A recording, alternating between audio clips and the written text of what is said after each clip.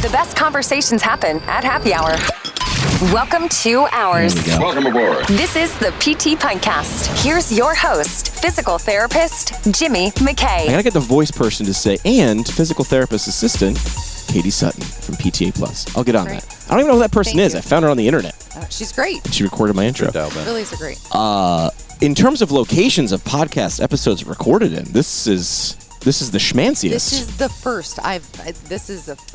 First for me. We are on the back end, or just concluded the APTA's Future of Rehab Therapy Summit, and now we're encroaching on House of Delegates. Leadership Congress, sorry. Which includes House of Delegates. I don't know any of these words. American Physical Therapy Association. It's how the fudge gets made, or how the sausage gets packed, or whatever they say. Yeah, Very important things.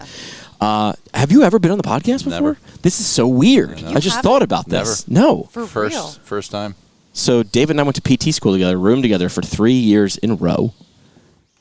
Poor David. There was just that silence waiting for the I was like, she's going to say something. And you're a double second generation physical therapist. Both parents. Did they meet in PT school? Or they knew each other and went to PT school? PT school. They knew each other and then got into the same PT school. Wow. NYU. That's pretty insane. So David, welcome to the show. Thank you. It's good to be here. When you were going into PT school, you were a baseball player. I mean, before PT school, baseball player at the Ohio State University. And I was thinking about this. I was like, how do I start off the episode with David? Because we've known each other so long. You were going to be a sports physical therapist, right? Like that was the thing. And they told us all through PT school, we know you think you know what you're going to do, and some of you might. But then you sort of changed, like many of us did. Many of us did. Before we get into City PT, it's all about the person to me. So, to give people a snapshot of what you did after we graduated. Yeah. 10 years ago. 9.5 years ago. 9.5 years ago. And it's crazy to think that the very first PT Pintcast episode filmed directly above my head. Did it really? Yeah. Oh, yeah. We were at Yeah, we were at the house. You were recording above me. I was like, what is he doing? I don't know what I'm doing. Who is he talking to? Who's he talking to? He's talking to himself rambling. again? Yeah, I did a lot of that. That wasn't a shock. I mean, it's been a journey. It's almost 9.5 years. So when we graduated, I moved out to Denver, purely to be mountains living and enjoy the life outside there. And I found a great job in a sports performance orthopedic clinic. I was like, okay, this is it. We're going to live it up. We're going to do it. Did that for a year and a half. Learned a lot through that process. And my first foray into private practice came after that, when I started a small, sports performance cash-based ortho clinic thing. Did you have a location, or were you going with two people? We were renting out a warehouse, the back of a warehouse, that was a fitness display, essentially. But then the guy who owned the place said, hey, you know what? Nobody comes into a warehouse to look at equipment anymore. We want to turn this thing digital, but while I have all this equipment, we can make it a functional gym. Oh, wow. So why don't you just use it for training and therapy? I was like, sure, got it. So that's how I started into my own thing. And then I grew that out, did that for a few years, which is great, built out a space on the west side of Denver. And then COVID happened, and things were still fine in the gym, but it allowed another opportunity, which was at the time I said yes to this opportunity, which I thought was going to be a 6-week gig, to go into a senior living home and help out and do PT, because they said, hey, we can't have people coming in and out. Why don't you, would you be willing to be the guy who comes in and just stays here and just comes here? I'm like, sure, I can do that. 6 weeks turned into 6 months because COVID went a lot longer than we thought it would go. It allowed me an opportunity to create relationships with some good people in that community, and they liked what I had to say in terms of some operational efficiency ideas and how to improve their rehab services. And towards the end of that, they're like, hey, could you do this? I was like, sure, could I? Yeah. And you didn't mind changing the population? It's different. There was a lot that I enjoyed about it, right? Yeah. It's very different. There were days where I was going and doing both towards the end of that, where I was like, okay, things are opening back up. So there would be days where I would be treating people who were post-stroke, who were, somebody who had all kinds of chronic neurological conditions, working on dependent transfers in and out of a skilled nursing facility. And then I'd bounce from there and go straight to rehabbing a collegiate pitcher. And everything in between. I was like, this is really cool. Cool balance. Everything we can do in one day You're doing is insane. in one day. Yeah. And I mean, truthfully, yeah, it had been at that point like 3.5 years out of school, and I was like, man, there's a lot of stuff I haven't done in a while. But it was a good challenge for me to like kind of sharpen that back up. And for me, when the opportunity presented itself, it was like, hey, this is an opportunity for a scalable, replicable model where I can create a larger scaled thing, create a legitimately growing company to staff some really good PTs here. And we did PT, OT, speech therapy, the wellness services, the whole gig there. On site in senior living facilities? Yeah, we sublease space, so contract. Why wouldn't you? Yeah, and come to them. Yeah, and exactly, like we were taking care of the people who lived there, and it was great. And I was trying to run both for a while. That became a lot, so I ended up selling my practice that I had in the sports performance space, and full-time focusing on the senior living business, and did that for about 3.5 years. And yeah, I mean, it was a journey. Like again, it was a journey, right? Like it was a whole thing to think about. You treat the patient. A Thelis AI scribe does the rest. It listens, transcribes, and writes your notes, even with background noise or accents. Try it out. Email me for a quick walkthrough, jimmy@ptpintcast.com. Whether you're a solo PT or running multiple clinics, Empower EMR grows with you. It's flexible, cloud-based, and actually easy to use. See it in action at empoweremr.com. You mentioned when you went from just doing the sports performance stuff to doing being invited to this skilled nursing facility. Was it skilled nursing facility? Senior living. So it was AL, skilled. So you said I was able to bring in some ideas and operational efficiency. Like that's like cross-pollination to me, where like the stuff that's super obvious to one group is like, wait, what did you just say there? Like there's so many opportunities for that. What's an example of that where like you might have brought an idea that they were like, I've never thought of this, or I didn't know I was able to smooth that problem. I didn't know there was a simple solution. Yeah, simple solution, exactly. I was like, wow, the simple things are getting missed here. Simple communication. So one of the pitches I had was, why wouldn't you have somebody from the therapy team, so the director of therapy, in-house every day in your morning meetings? Why not? They should be. If they're integrated into the care planning, they should be there for every day to know what is the focus of the person who's running that building. How we change that? And we were fortunate to have kind of be the fly on the wall in some meetings and some rooms and be like, wow, okay, there's a lot going on here, and to learn the intricacies of the senior living entities. For me, that was a really good experience to learn the bigger operating, the whole thing that was going on there. But it was simple solutions, communication. So improve modes of communication, efficiencies of communication. I wanted it to be where, hey, if you have a question, you have the answer at your fingertips, and you always had real-time data. So I always made sure our senior living operators who we partnered with had access to patient care charts, had access to plan of care updates, things like that.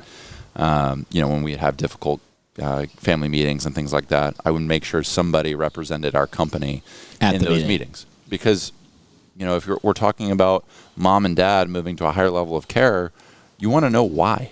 Explain that to me. Well, the therapist said, but now there's someone who can explain why they said it and what that actually means. Yeah, instead of putting that on the nurse or the director of nursing to say, oh, Mr. Jones is really not moving well, and, talking to the son or daughter in that meeting and to say, hey, he needs to move from assisted living to skilled nursing. The understanding of the why is so important. And then we, as the PT or the kind of the rehab professional in that meeting, can say, well, here's why. Here's where he or she is struggling. Here's what we've tried to do to mitigate it. Here's where we're trying to go with it. Here are options, A, B, and C, based upon objective data that we're collecting, that we're interpreting, and here's the trend in that data, and this is where it needs to go for him. And this is in an effort to protect he or she. And for us to be able to be that fresh voice in those hard conversations, I think was really valuable. Yeah. Just to be like, hey, look, there is value beyond just treating the patient. And I think from my 3+ years in the senior living space, it was like, wow, there's a lot of large scale operators out there who are thinking to themselves, I need to check the box of rehab. So who am I going to contract in? Some of the big players in the game to say, I have PT, OT, and speech therapy in my house. Great. But what is the quality of that product? And beyond the quality of the product is what is the quality of the communication? what is that team? Is it really a team partnership, or is it just like you check the box? And that was my whole thing. Was I always believed in partnership and truly building something beyond just a transactional relationship of what we're doing on a PT front or the rehab services front to the operator we partnered with. David, early on in the conversation, you said that you said yes to an opportunity because you were doing your sports rehab and then you changed to the senior living. So what do you think, how do you think that changed your view or your perception of the profession when you said yes to an opportunity? And what do you think PTs and PTAs can learn from saying yes to new things?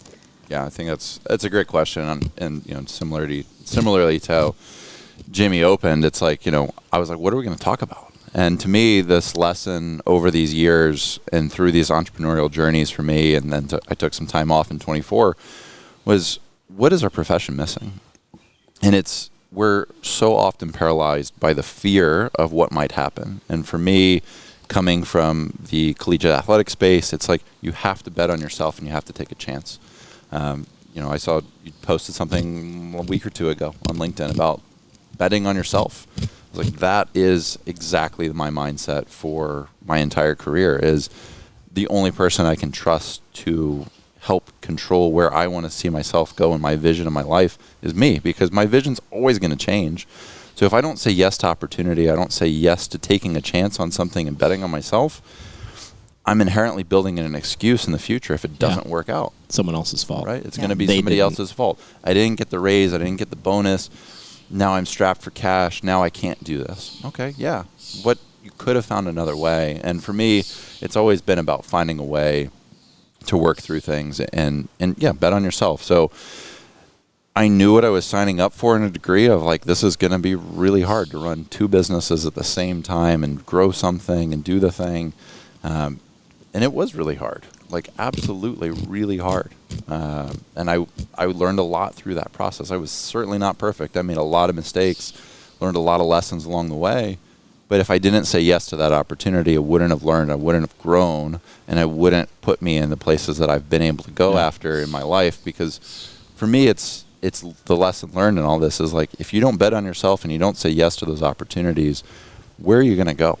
And you're never going to get to that big picture vision for yourself. And if you can't define that vision for yourself and work in alignment towards that vision, you're going to be frustrated. And that's, I think you're going to spend time on LinkedIn looking at other people's job descriptions and trying to find the one that's closest to the one you want to do. And it might not get there. Like, you might not get that. It might not be close enough. So, all right. So at your height of this, what was the company called? Like, so the senior living services building was Fusion Rehab and Wellness. That was the building, or that was the company? Got it. Yeah. So we had 5 locations around the Denver metro area. That's not small. 5 locations. We had about 25 clinicians. Wow. PT, OT, speech. So it was good. It was a great team. It was a really great team. That's cool. All right. So from there, you sold that. Yep.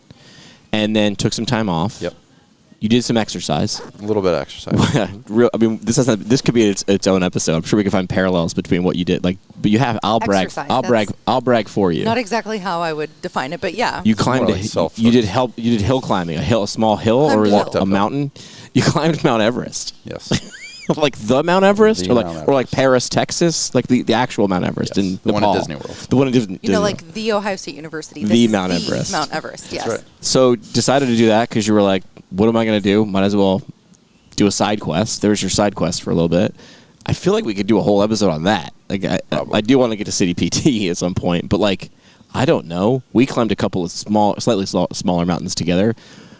How would you, when people of course ask, how is Everest? Like, do you even have like a holstered response? Big? Cold? Scary? Like, I don't know. It was hard. Did you get a picture at the top? I got of course you did. A couple pictures at the top. I looked very confused. Very hypoxic. No, it was an amazing experience. I mean, yes, it was hard. There's a lot of days where you're like, what the hell am I doing? Because from when you landed in Nepal to when you were at the summit, like how long? Because you got to do like base camp and down and then up and then down and then up. And then weather. You're gone almost for 2 months. Wow. Door to door. There's a lot of people out there who are trying to change that and use various things to make it go faster. But the standard approach that we've been doing that is successful is about a 2-month journey, 6 to 8 weeks. And yeah, there's a ton of parallels. And truthfully, yeah, it was one of those things where because I said yes to the opportunities of the past and I had an opportunity to exit and I had the time, which is our greatest resource, in my opinion. Yep. I was like, when else am I going to have the time to go chase something that I've always been passionate about? Jimmy and I, we've, like you alluded to, we did a little bit of outdoor expedition together. And that was something after I got done, with playing in college, I was like, I miss competing. I miss pushing myself. Or like I miss a challenging goal. myself. Yeah, goal-oriented. So for me, it was like, okay, mountaineering was kind of the thing. I love the outdoors. So over the last 10 years, I'd really been pushing that agenda slowly when I had time, climbing all over the world. I had previously gone to Nepal and climbed the Himalayas before on a different peak. And when I had the time, I was like, sure, why not? Yeah. Why not do this? But yeah, it's an amazing experience. The thing that makes it an amazing experience to me is way beyond getting to the top of the world. Like, yeah, that's an amazing thing. Yeah, it still gives me goosebumps to think about watching the sunrise from the roof of the planet. It's incredible. But the thing beyond all that is the people you meet and the local people you meet, and their stories really inspire me to do more, both personally and professionally. But yeah, it's just an incredible experience. Whether it's most people are never going to go climb that mountain, and that's fine. And I think for me, the parallel is like everybody's got a mountain to climb for themselves. Challenge yourself to go push yourself. What are you going to do to get there? And how are you going to do it? And know that along that journey, it's going to suck. Yeah. There are going to be days you're like, God, what am I doing? And there were a lot of days in that 2 months where I was like, what am I doing? I'm freezing cold. Beat up, And tired. you're not sleeping. Yeah. You're sleeping. Some nights you're sleeping in a tent where there's these metal pitons who are anchoring your tent into the side of the mountain, sticking into your hip, and you're like, oh, if I roll over just right, I'll be okay. But if I move just a little bit because I'm on a slant, it's right back in my back, and that's not comfortable. Yeah. But yeah, it was an incredible thing. Truly, it inspires me to do more. Sure, you've done hard things. Yeah. Now you can do other hard things. Yeah, exactly. So now you're at sort of a different base camp. Yeah, see what I did there? So City PT, like, let's switch from origin story and more to go to more tactical. Let's pretend the person listening right now, this podcast, 17 plus minutes in, is like an ideal or close to ideal person who City PT is designed for. What problems, we'll go Shark Tank mode from the other day at the Future Rehab Therapy Summit. What problems does this person have? And then City PT is like, got it. We saw those. We solved them. When you plug in with us, you don't have to worry about those problems. You get to focus on other things. Yeah. Simplistically, City PT is a business in a box model. So you're a physician or a clinician or whoever you are, and you say, hey, I want to launch my own practice. We're going to be multidisciplinary. Right now we're focusing on physical therapy and occupational therapy, but we want to be multidisciplinary in the grander scheme. And you say, hey, I have this idea. I've been doing this thing. Let's just use physical therapy as an example. I've been a PT for 3 to 5 years. I've got some skills. I've got some knowledge. There's this idea. I don't know where to start. Yeah. And I've got a couple options. I can go pay a boatload of money for a mastermind class and sign up and be coached on how to do it myself. Absolutely. You still have to do it yourself, though. Still need to do it yourself. There's a lot that you're going to learn along the way, and that's fine. That's great. That's how I did it, and it sucked. There were a lot of things I learned. Or you could choose to not do this thing and stay where you are, work through the chain that you're at in that clinic to potentially get a promotion, or potentially become, quote unquote, burnt out, tired of where you are, tired of your circumstances, and start questioning your position in the profession. And that's kind of where we try to land in there of saying, you've got an idea, you've got a passion, we're going to help you get there. And we're going to take your idea and your vision and bring it into reality. And here's the full stack of things you're going to need to get there. And that's where my role is. And that's when I saw the posting for the position on LinkedIn. I was fortunate to connect with Andrew Shirk, who's our founder. Great guy. I mean, couldn't be a nicer human being, who genuinely cares. And his story is fantastic in terms of what inspired him to get into creating City PT as a software engineer. And that was his whole background.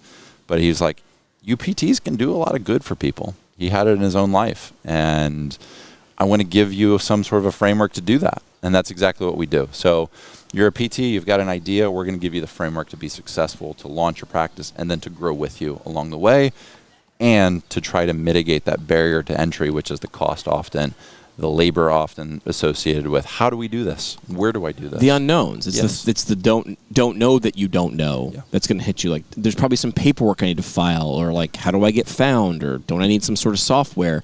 I had this at my job. Someone else set it up, and then I knew how to operate. It's like, you don't have to just fly the plane. You got to sort of build the plane, and it's your job. It's the thing that's funding you, and you want to make sure that goes as smoothly, as quickly as possible.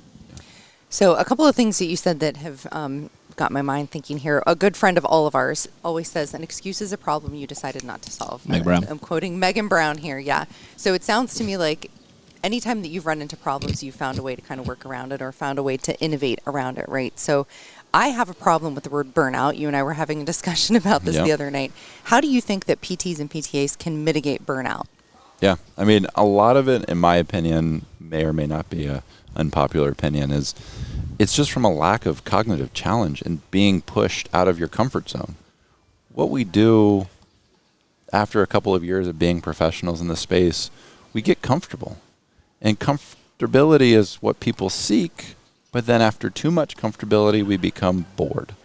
And that, I think, a lot of burnout comes from boredom. And boredom is, I'm not being challenged, I'm not critically thinking, I am not doing what I signed up to do 5-10 years ago as a PT when I applied for PT school because I wanted to help people and I wanted to make a difference in my community. And all I'm doing is making sure I hit my manager's productivity basis, and I do this and I do that. And I get it. Like, I've run a business. I understand that. But if we miss, and I think the biggest miss we have from leadership to clinician is the why. Why are we asking you to hit 87.5% productivity? Why? Well, if there's no good answer to that, then I'm going to be left with saying, because you want more money in your pocket. You know, if that's my mindset as a clinician. So I think clinicians often feel trapped, right? They feel like, I don't have a good answer, I don't have a good out, and I don't know what's next. So my options feel very bleak. It feels like I'll either keep doing the same thing that I'm doing, not making progress towards financial freedom and instability, or financial stability to go pursue the things I want. Yeah. You know, I'm encumbered by debt. I want to buy a house. I want to start a family. Great. Those things cost a lot of money. And if I'm not making a lot of money and I'm working really, really hard, that's a tough pinch. Right. If you were making a lot of money and a little frustrated at work, you might it might not be as much salt in the wound, but I bet you there'll still be that frustration. You want to feel challenged in both. You want to be challenged and rewarded properly. And you want the challenges to, ironically, get bigger as you solve them. And you want the reward to be the same. Yeah. Except in our profession, it's sort of not done by that. Yeah. You're rewarded by how much you do, not how well you do it necessarily. Yeah, generally. And I think that's the thing, is sometimes we find ourselves, there's a lot of people who are very content being comfortable, you know, and that's great and that's fine. We need a lot of great people like that in our profession. But if you're unhappy with where you are, you need to take an inventory of why you're unhappy. Where is that unhappiness coming from? And if you continually find an excuse to not take action to fix your unhappiness, that's on you. It's on you. Yeah. That's on you. And that's where, when I had this opportunity with City, I was like, this is an opportunity to be a unique player in the game, to give people an out for their unhappiness, to get something more out of their career and out of their life. You know, and I want to say that, like, to me, I've learned, like, it doesn't matter how much money you make. I've been fortunate to be successful in private practice. And I will tell you, when you're making a ton of money or you're not making any money and you're strapped month to month, you still have problems. Money doesn't solve the problems.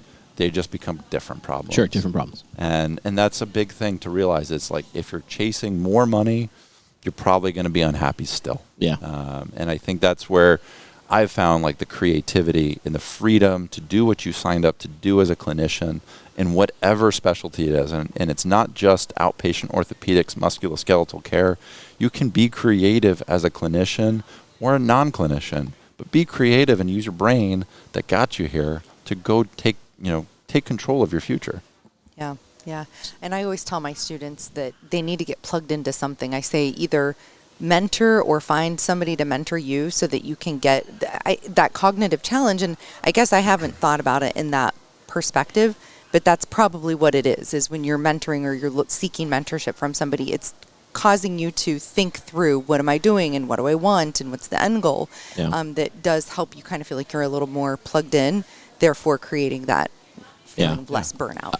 And there's a big thing too, like burnout is also multifactorial, right? Like if we think about who is the majority of our workforce when we graduate, and again, you and I talked about this, we have amazing young women that come into our profession and they work for a couple years out of school and they want to start a family. They've worked for years to develop their skill set, develop their expertise in their communities, and then they start a family, and it's really, really hard because they go to work, they're taking care of people.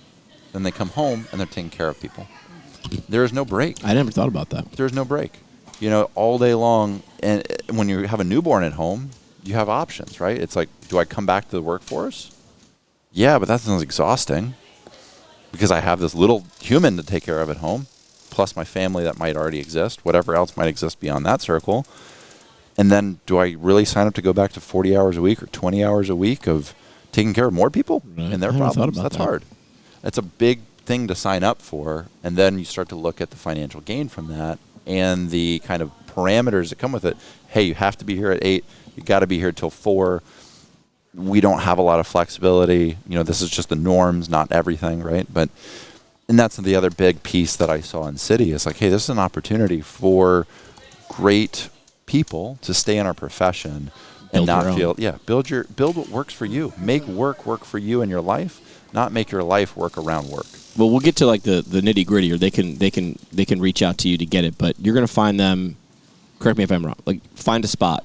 Yep. Where should this be? You're like, I don't know, but there's also a juice versus squeeze, which like, is this Main Street, wherever you are, Main Street spot good or good enough with the price tag? So like, where do you want to be?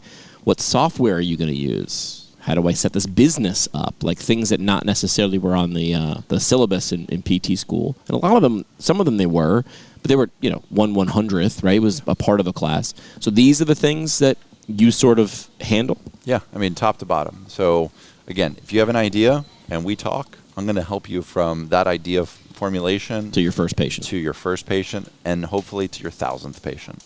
That is our vision, is to give you everything. So yes, EMR, billing, credentialing, all those things come with it.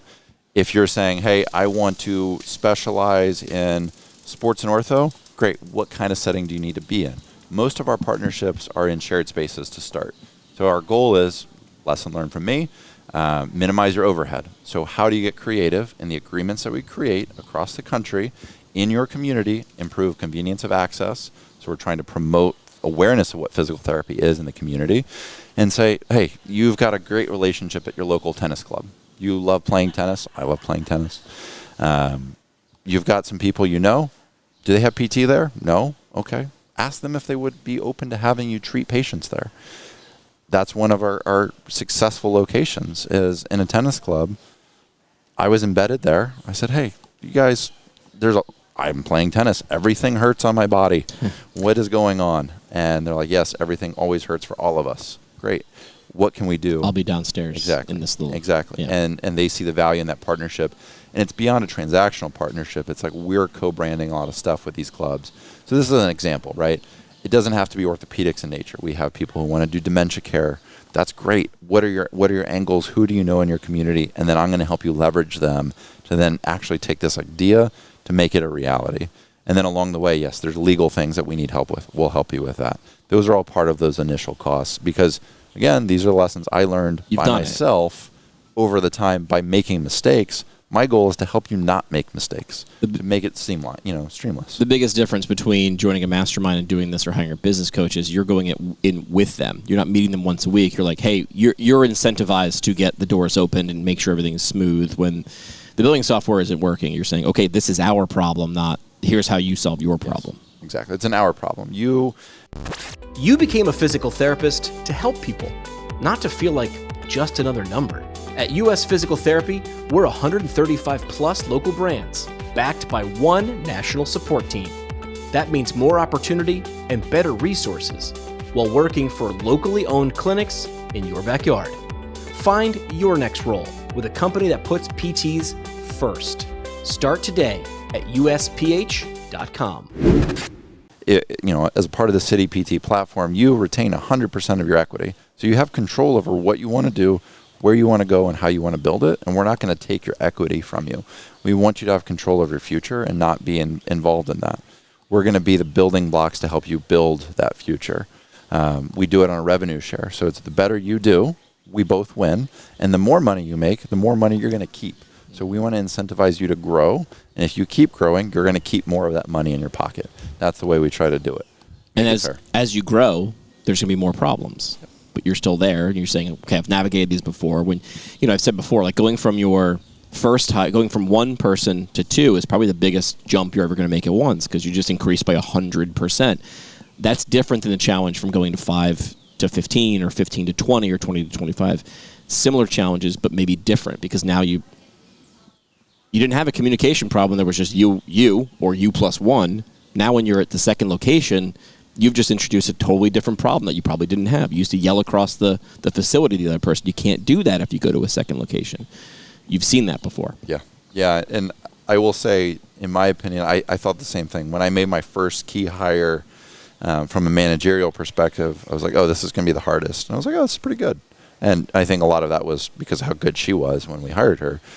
But then I realized, oh, the hardest is going from 2 to 3 in terms of managers, because I didn't just divide my time. Now I've divided by 3. Right, it's a lot. And it's a lot. So that was hard, but again, lessons learned in that. And it's how do you do it? How do you do it strategically? When do you do it? Right? A lot of people either overhire too fast. Yes. Right? You overhire too fast, and then you're cash strapped. Lessons learned there.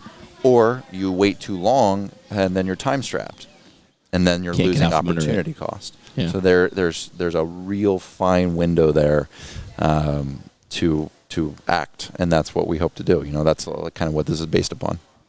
Okay, speaking of the future and innovation and inspiration, you were just at the Future of Rehab Therapy Summit with Jimmy and I. What are some things that you came away from that conference thinking, or ideas or inspiration for the future?